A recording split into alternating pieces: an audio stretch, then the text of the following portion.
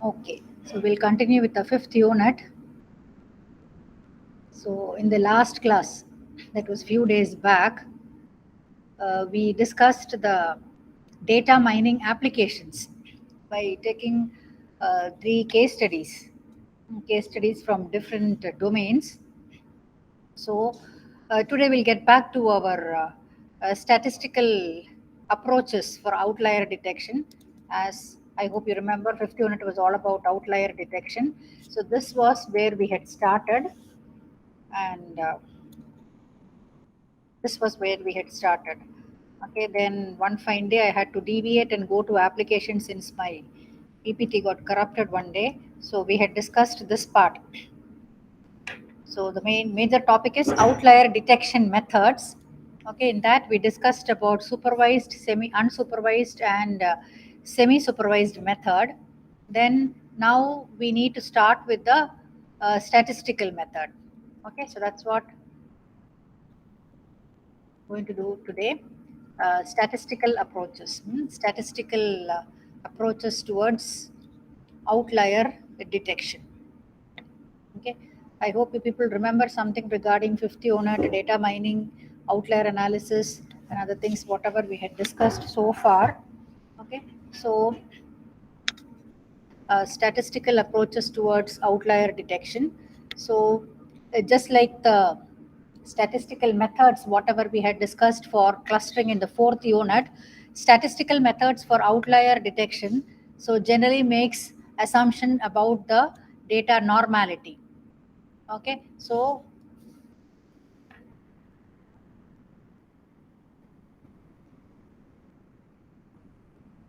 okay, so they assume the statistical methods assume that normal objects in a data, hmm, it's written here, the normal objects in the data, it's being generated by the so-called stochastic process or the generative model. Okay, so what happens is the normal objects occur in the regions of high probability as far as a stochastic model is concerned, and objects in the regions of low probability are generally considered as outliers. Okay, so the main idea here is you learn this stochastic model or generative model fitting the given data set, and then identify the objects in the low probability region of the model and mark them as outliers. Okay, so this statistical methods for outlier detection, they fall into two categories or two categorization. One is what is called the parametric method, and the second one is what is called the non-parametric method. Hmm. So, according to how the models are specified and learned, it's being categorized into parametric and non-parametric methods. Okay, so parametric method means you assume that the normal data is generated by the parametric distribution with a parameter theta, and the probability density function of the parametric distribution gives the probability that the object X is generated by the distribution. Okay, so the smaller the value of X, the more likely the X is supposed to be considered as a outlier. Okay, so as far as the non-parametric method is concerned, okay, so okay, so you not assume as a priori statistical model and determine the model from the input data. Okay, so not completely parameter free, but consider the number and the nature of parameters are flexible and not fixed in advance. Okay, for example, you have the histogram analysis or the kernel density estimation technique, which fall under non-parametric method. Okay, so first we will look into the parametric method. Okay, so parametric method, first for univariate variables or univariate outliers. Okay, or the second one for multivariate variables. Okay, so detection of univariate, just a second.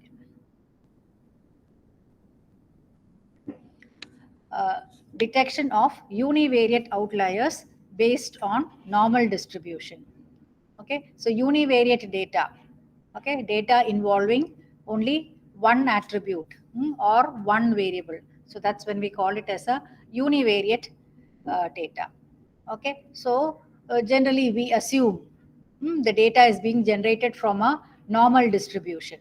Okay, so we can learn the parameters of the normal distribution from the input data, and then identify the points whichever is having the low probability. They can be marked as outliers.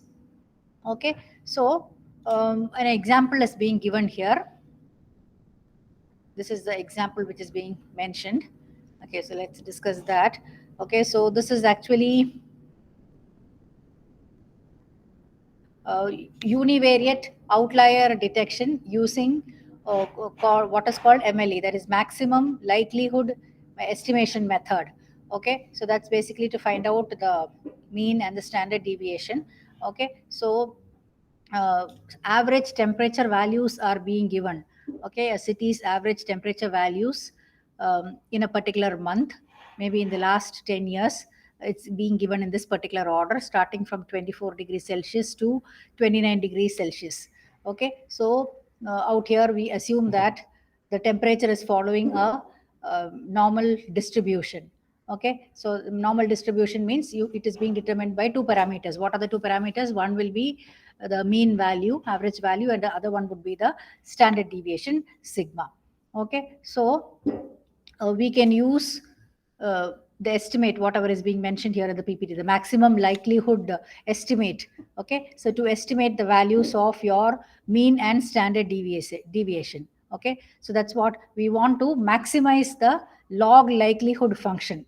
Okay, so that's the objective. Okay, so we are computing the mean. So the mean value is being computed. Okay, so the mean value is being computed as 28.61. How do you compute the mean value? 24, all these values, sum of all the data points divided by the total number of data points. That is 24 plus 28.9 plus 28.9 plus 29 plus 29.1. Again, one more 29.1. All these values divided by how many are there? 10 are there. Okay, so divided by 10. So you will land up with this particular value, that is 28.61. Okay, so then you get the standard deviation, sigma square. Okay, sigma. Okay, so you are given an equation like this. Okay, the maximum likelihood estimate equation. So first we need to take the derivatives with respect to mean and the sigma square. So we have to derive the maximum likelihood estimates, that is mean and sigma square. So you can see here sigma square is equal to 1 by n into sigma I equal to 1 to n xi minus x bar the whole square. This is nothing but the mean value, mean. Okay, so how do you compute this sigma square? How do you land up with this value of 2.29? Any idea how do you land up with this value 2.29? Using this, a sample calculation. Can somebody tell it out? How do you get this sigma square as 2.29, or sigma is equal to square root of 2.29 by making use of this particular formula?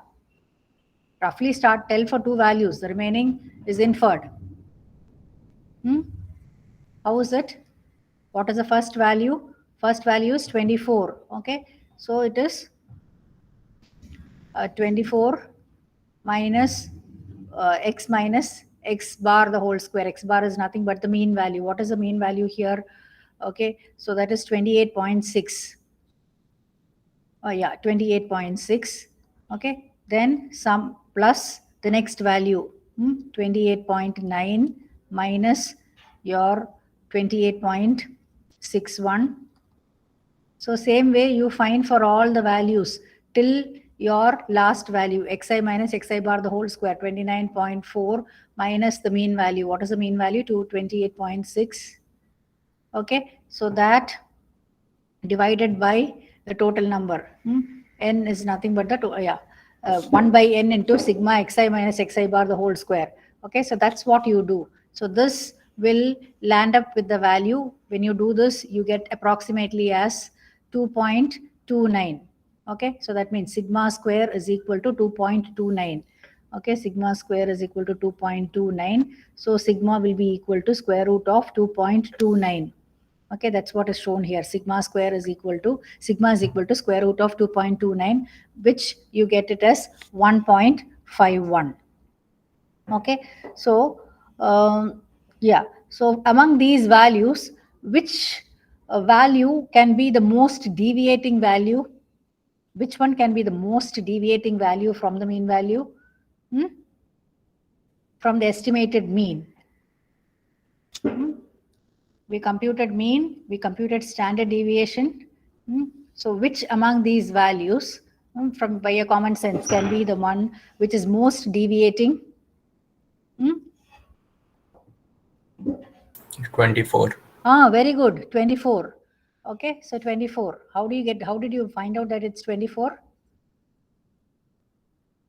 The difference. Difference is the maximum there. So that is the most deviating value. Okay, so I mean, relation is being given here. Mu plus or minus 3 sigma region contains 99% of the 99.7% of the data under the normal distributions assumption. Okay, so that's what that difference. I think it turns out to be 4 point something. That difference from 24 to 29. I think I have not put it here. Okay, so that value, I think it turns out to be 4.6 or something. So that divided by your standard deviation. Standard deviation turns out to be 1.51. Okay, so around 3 you will get 3. Okay, 3 point something. So that will be greater than 3. Okay, so we can identify that this particular value of the temperature is a outlier. Okay, so the value 24 degrees Celsius or centigrade generated by the normal distribution curve. Okay, so that's less than 0.15% or whatever. Okay, and then we can easily mark it as a outlier. Okay, so that's how the outlier detection is being made possible. Okay, so then again one more technique was there to detect outliers. Do you remember discussing about box plot? Box plot analysis. Box plot analysis. Yes or no? No one remembers, is it? Box plot, just a second. I do have the, at least which unit you discussed about box plots? Box plot as a technique for detecting outliers. I'm just trying to locate the PPT because nobody responded. First unit. Yes, very good. First unit, yes. We had discussed about the box plots. Yeah, this one. Yeah, I got the PPT. So,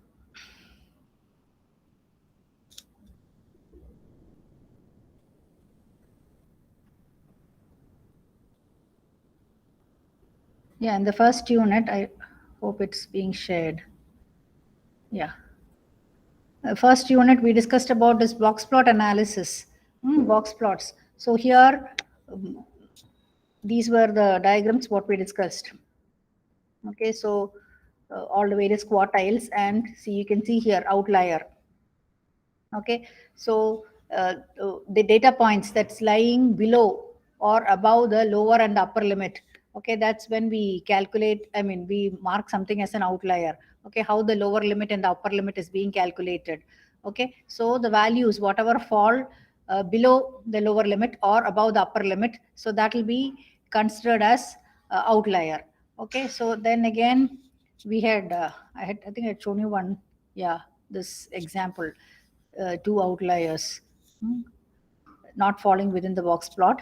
Yeah, then we had also discussed one common rule of thumb for identifying the suspected outliers. Okay, so you can even single out values which fall in 1.5 into IQR, interquartile range, Q3 minus Q1. Okay, so that's what is interquartile range. So this, you can single out the values which fall at least 1.5 into IQR above the third quartile or below the first quartile. That is, third quartile is the maximum limit. The first one will be the lower limit. Okay, so this was another way of identifying the outliers that we had discussed in the first unit. Okay, so I was just, because this unit is about outlier detection, I thought let me make you recollect that particular aspect. Okay, so that was the first method, detection of univariate outliers based on the normal distribution. Okay, then the second technique, okay, called again a univariate outlier detection, the Grubbs test. Okay, so the Grubbs test, that is maximum normal residual test. Okay, this is yet another statistical method which assumes to have a normal distribution. Okay, so for each object X in the data set, you define a Z score, X minus X average divided by S. X bar is the mean and S is the standard deviation, the sigma of the input data. Okay, so yeah, X is an outlier if Z value is greater than or equal to the value obtained in the right hand side. Okay, so this is the value taken by the T distribution at a significance level alpha by A by 2n, where n is the number of objects of the data set. Okay, so if the value is Z value is greater than or equal to this, then we mark it as a outlier. Okay, that is the Grubbs test all about. So that was the two univariate techniques for outlier detection. Okay, so the first one, based on normal distribution, an extension of it called the Grubbs test with a formula by computing the Z score. And the third one is the next technique. The next technique is multivariate outlier detection. Okay, multivariate outlier detection. Okay, so multivariate data. Okay, so the data set involving two or more attributes or variables. So that's when we call it as a multivariate data. So you basically transform the multivariate outlier detection task into a univariate outlier detection problem and then handle it. Okay, so there are two methods here. Okay, so one is computing the what is called a Mahalanobis distance. Okay, do you remember discussing about various other distance measures when we discussed clustering? What were the other distance measures that we had discussed? Manhattan and Euclidean. Yes, Manhattan and Euclidean. Very good. Manhattan distance and Euclidean distance. Okay, so similarly, we have one more distance measure called Mahalanobis distance measure. So actually, this Mahalanobis distance, you can call it as multivariate equivalent of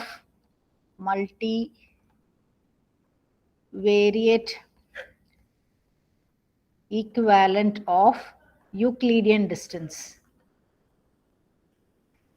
Okay, multivariate equivalent of the Euclidean distance. Okay, so this is actually, when you say Mahalanobis distance, it is actually the distance between a point and a distribution, whereas Euclidean distance and all is a distance between two sample points. But here, this is the distance between a point and a distribution. It is not between two distinct points. Okay, so how you compute that? Okay, so the distance is computed as O minus O bar to the power T into S inverse of by this particular formula. Anyway, we are not dealing with the problem with this. So S is the covariance matrix, and then you use the Grubbs test to measure to detect the outliers. So first what you do is you calculate the average value from the multivariate data set. Then for each object O, you calculate the Mahalanobis distance from O to O average, that is O bar. So you detect the outliers in the transformed univariate data set.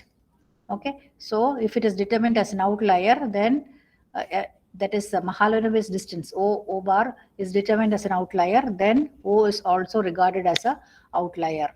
Okay, so that's basically the technique which is being used. So the next method is by using chi-square statistics.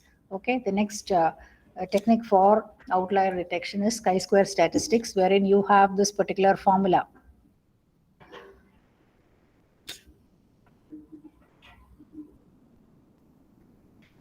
Okay, chi-square statistics formula. Okay, so if chi-square statistic is large, threshold values are being specified, if it goes beyond that, then object OI is being treated as a outlier. Okay, sigma I equal to 1 to n OI minus EI whole square by EI. That is, OI is nothing but the value of O on the ith dimension. Okay, EI is the mean of the ith dimension among all the objects, and n is the dimensionality of the set. Okay, so this is what the chi-square statistics is all about. Okay, so the next one is, this is the last method, parametric method. So parametric method is using the mixture of parametric distributions. Okay, so far we were assuming that the data were generated by normal distribution. Okay, so of course this works well in many situations, but then the actual data set can be complex. Okay, so the real-time data set can be complex. In such a situation, that assumption of assuming all the data to be having coming under a normal distribution curve, okay, may not work well. Okay, or it could be a very oversimplified assumption regarding the data. Okay, so in which case we have to assume that the data is being generated by a mixture of parametric distributions, not by a single one. Okay, so that's what, assuming the data generated by normal distribution could be sometimes overly simplified. Okay, for example, the objects between the two clusters cannot be captured as outliers since they are close to the estimated mean value. You can see here to the right.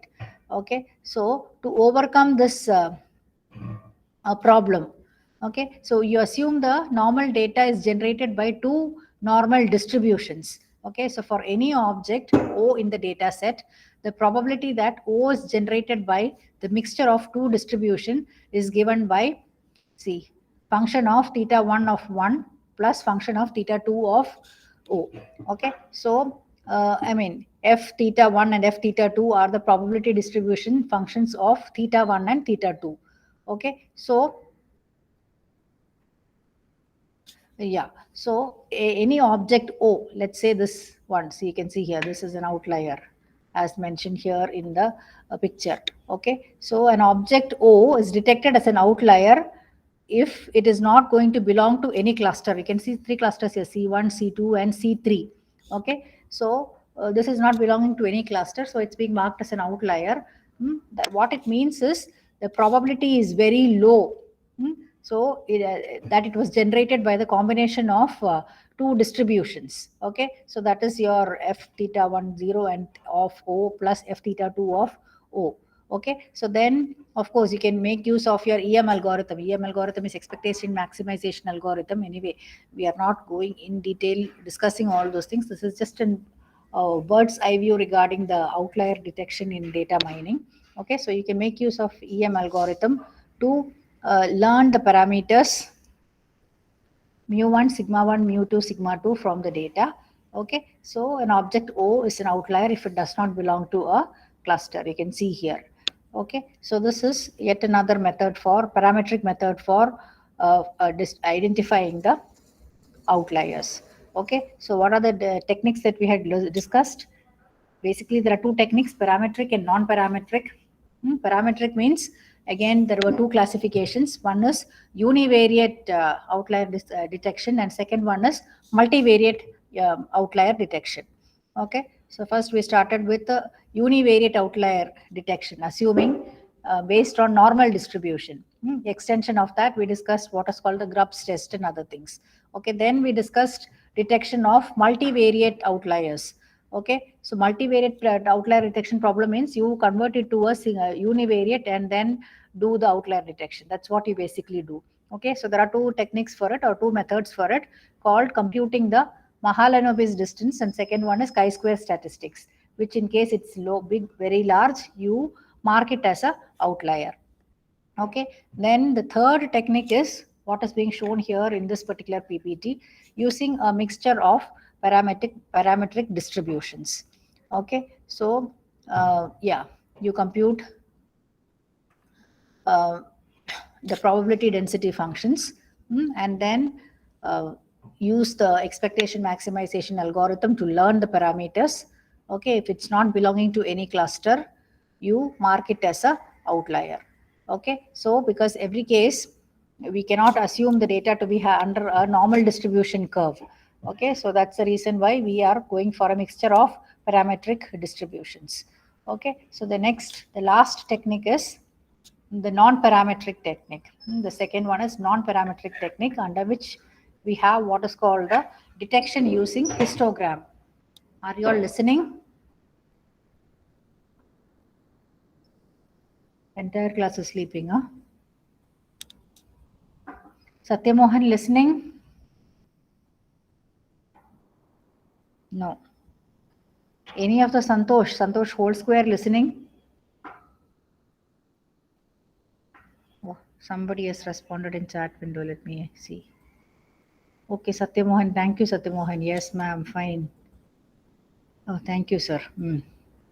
Then, how many are there? 49 students. Likita listening? Likita is nowhere near the system to respond, is it? Excuse me, ma'am. Okay. Yeah. Okay, so Anirudh is there. Ma'am, sorry, ma'am. Now only I joined the class. Okay. Initially, I joined my mobile. I had an update in my laptop, so I couldn't join. Okay. I joined only 2 minutes back. Okay, no problem. At least some response from the class. So Likita is also there. Yes, ma'am. I was just seeing whether you were sleeping or listening, Likita. That's all. No students in the class. I keep on telling something, blabbering something. Okay, listening. Oh, thank you, Likita. Then no problem. Let me proceed. Then the next one is histogram, the non-parametric technique. So far, who's that? Is CT3 offline, ma'am? Anirudh, even I don't know. That is honestly telling, for sure, I don't know. I assume it is offline, but I don't know. You people will get the information before me. That's there. If I get to know, I will let you know. Okay, so I know everybody wants it to be online. So detection using histogram. Okay, so in non-parametric method for outlier detection, so the model of normal data is learned from the input data without any a priori structure, okay, rather than assuming one a priori. Okay, so non-parametric models generally make fewer assumptions about the data. Okay, so it is more useful or applicable in more scenarios. Okay, so you can look at the histogram mentioned here for understanding. Okay, so this is amount per transaction. So the purchase amount for customer transaction is being represented in the histogram. Okay, so the amount is given in percentages, 60%, 20%, and other things. There it's percentages, transaction amount percentages. Okay, so you can see here 60%. 60% means it is 60% of the transaction amounts are between $0 and $1,000. Let's assume this is in dollars. Okay, so this is an example taken from the textbook. The textbook discusses about an all electronics store recording customer transactions. I think it would have been discussed somewhere in the first or the second unit. So all the examples are with respect to that. Okay, so this all electronics shop has recorded the transaction details, amount per transaction. The amounts are in percentage. So when you say 60%, it means the transaction amounts are between $0 and $1,000. Okay, so $1,000. Okay, so we can use the histogram, this particular histogram, as a technique which is coming under non-parametric model in order to capture the outliers. Okay, so you have things up to $5,000, right? 0 to $1,000, $1,000 to $2,000, 2,000 to 3,000, 10% of transactions. Then 3,000 to 4,000, 6.7% of transactions, and 4,000 to $5,000, 3.1% of transactions. Okay, so in case you have a transaction amount, something like $7,500 and all.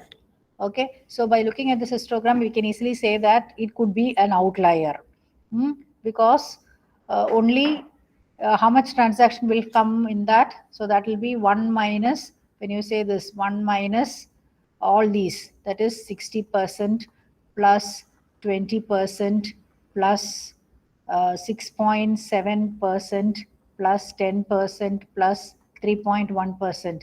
That is 1 minus that. Okay, so that will be a very negligible, I mean, value like a 0.2% or something. Okay, so that much percentage of transactions will be having a value higher than this value, that is 5,000, above $5,000. Okay, it's mentioned here in $2,000. Okay, so this could be easily be regarded as a outlier.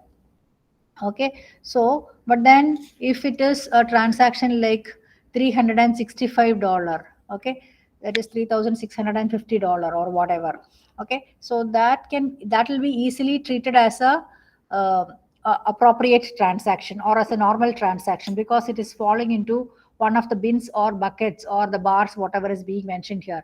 Maybe it will come under this particular case or transaction. Okay, so which is holding 6.7% of the transactions. Okay, so you can easily detect a outlier with the help of this. Okay, so to determine whether an object is an outlier, you can always check it against the histogram. Okay, so if the object is falling in one of the histogram bins or buckets, you treat it as a normal data. Otherwise, you treat it as a outlier. Okay, then I mean, a little more sophisticated approach is also available. Okay, you can even assign histogram to a outlier score or threshold value. It can be, I mean, a threshold value or now, I mean, outlier score can be assigned to the object. Okay, so when you say the outlier score or whatever, it can be inverse to the volume of the bin in which the particular object falls. So in case the the outlier score of the particular transaction amount, okay, if it is I mean more than the threshold value which is being indicated, that can be told as marked as an outlier, but then it's a complicated method. Otherwise, the one which I've just mentioned can be treated as a method for detecting the outliers as far as a histogram is concerned.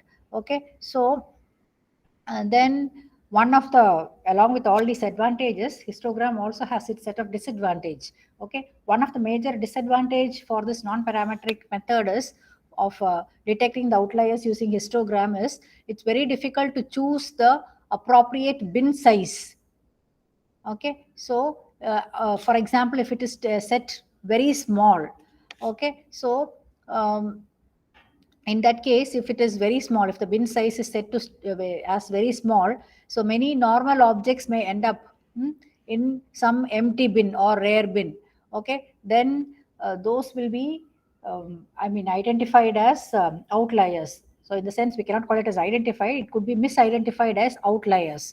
Okay, so in case the normal data is being identified as outlier, misidentified as outlier, so what happens is there could be a chance of high false positive rate, and as such the precision will come down. Okay, so again, if on the other hand, if the bin size is being set as too high, okay, so the outlier object may infiltrate into some frequent bins, and so the outliers may appear to be or may get treated as a normal data. Okay, so they may be disguising themselves and appearing in one of the bins, and they could be treated as a normal data. Okay, so that can result in a high false negative rate as far as the confusion matrix is concerned, and a low recall. So that's what the issue associated with detection of outliers using histogram. So the problem is very hard to choose an appropriate bin size for the histogram. Okay, so one solution, see, these are the things what we are discussing. Problem, this is what we discussed. Okay, false positive and false negative, small bin size and big bin size. Okay, the solution is being mentioned here. Adopting kernel density function to estimate the probability density distribution of the data. Okay, so if the estimated density function is high, then that object is likely to be normal. Okay, otherwise it is likely to be abnormal. Okay, so that is a solution for it.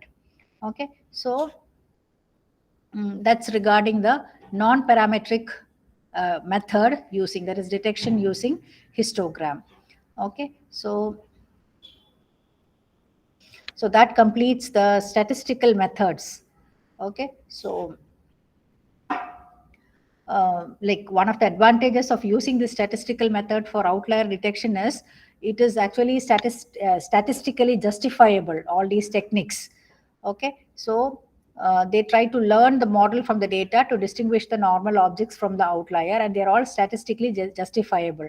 Okay, so but then when it comes to high dimensional data, because real time data, it is not a low dimension data, it will be high dimension data.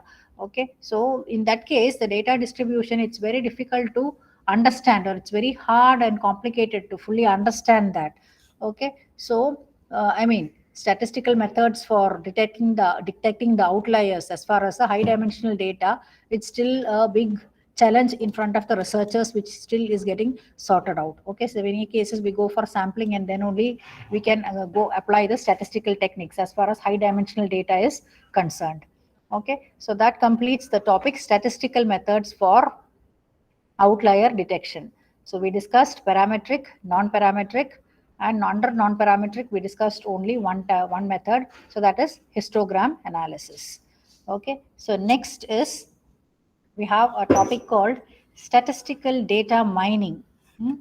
So these techniques must be very familiar to you, but still let us try to recollect and have a recap of those techniques, the statistical data mining, other methodologies of data mining. Okay, so these are the techniques which we are expected to discuss.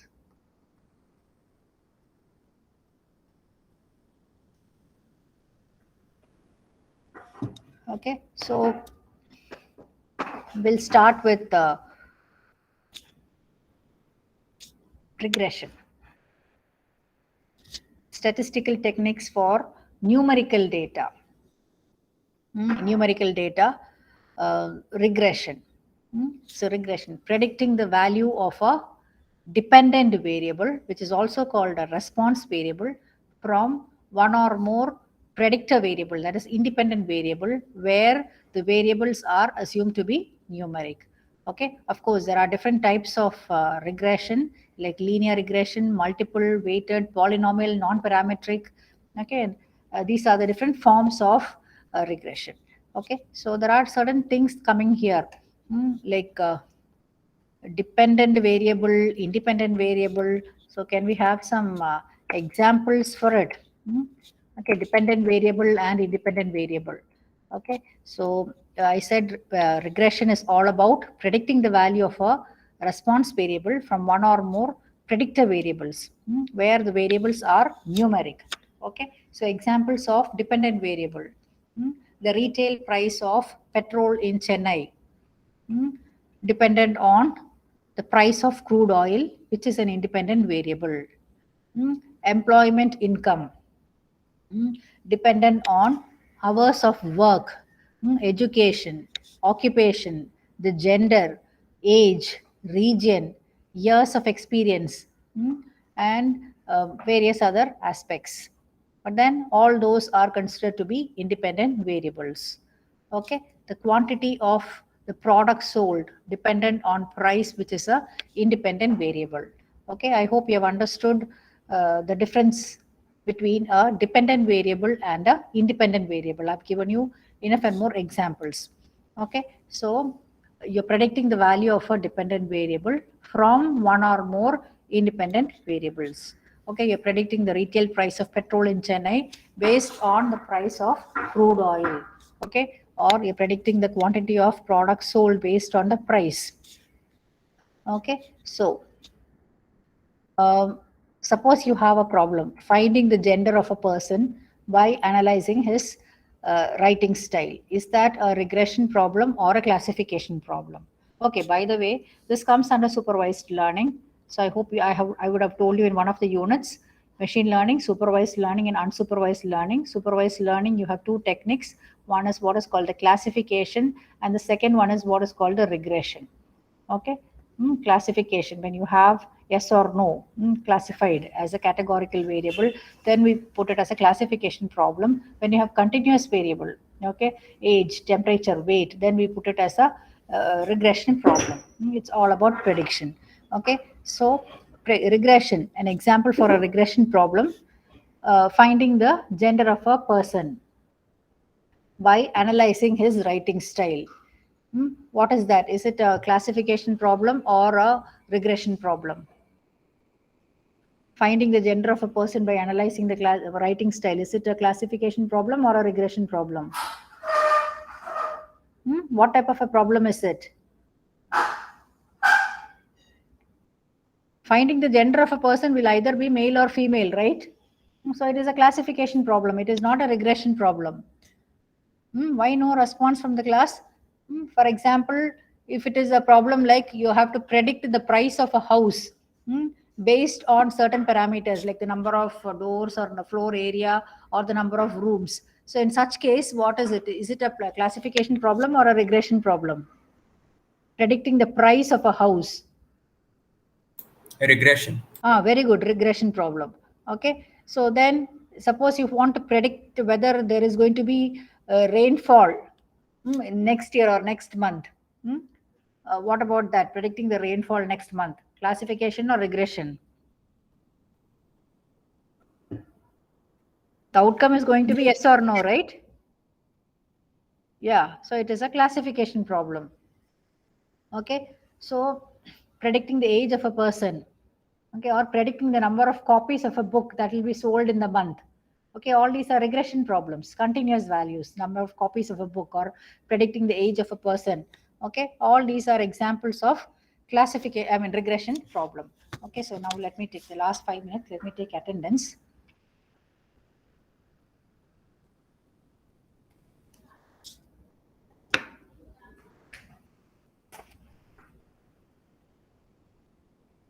Then if we have time, we'll discuss. As such, there will not be any doubts in the class, right?